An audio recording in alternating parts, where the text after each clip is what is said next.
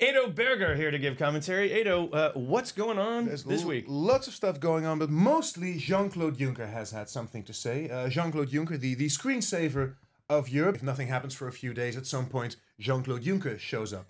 And he has called for the founding of a European army. Yes, a European army. And why? Because, as he says, we have to show that we believe in our own values. In this case, those values would probably be cost effectiveness, but and who do we have to show those values to? Russia, of course. Russia! Those damn vodka drinking, never surrender monkeys. But is a European army really going to scare Vladimir Putin? Is it going to scare the creme de la Kremlin? I'm not quite sure. I mean, if we're talking about whether or not soldiers are ready to die for their country, Putin has nothing to worry about.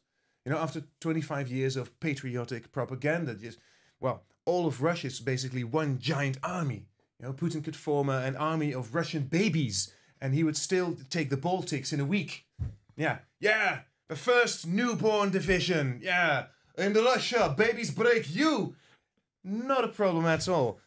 I don't think we could say the same for a European army. I mean, the day Putin decides to invade the Baltics, I think there are very little Europeans who are going to jump in their car and drive straight to Lithuania. Also because most of them don't know where it is on a map, but also because they just don't feel it. You know, I'm not seeing it happening. Is a European army ever going to be anything more than a theoretic army? You know, just bits of various armies who once in a while come together and try to form one big army, like a cheap, Eurotrash knockoff of the Power Rangers. It sounds even a bit like a joke, the European army. You know, there's a German, Italian, and a Belgian walk into an international border dispute. It doesn't have a ring to it. And of course, we're talking mostly about peacekeeping missions, of course. But the best thing for a new army, as for, let's say, a team spirit outing, would be a war.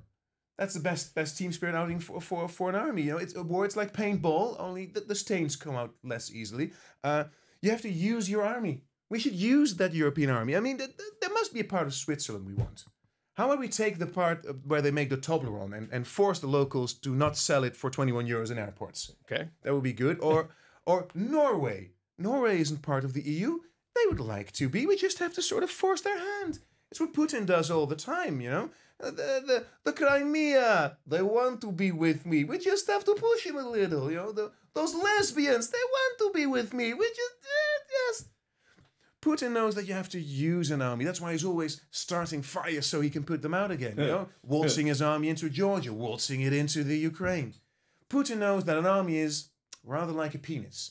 It's not the size that matters, but whether or not you're brave enough to stick it where it shouldn't be. Well, Edo Berger. Who knows? We thought NATO was enough, but maybe there should be plenty of opportunities here. European army. Well, don't hold your breath, but Edo, thank you.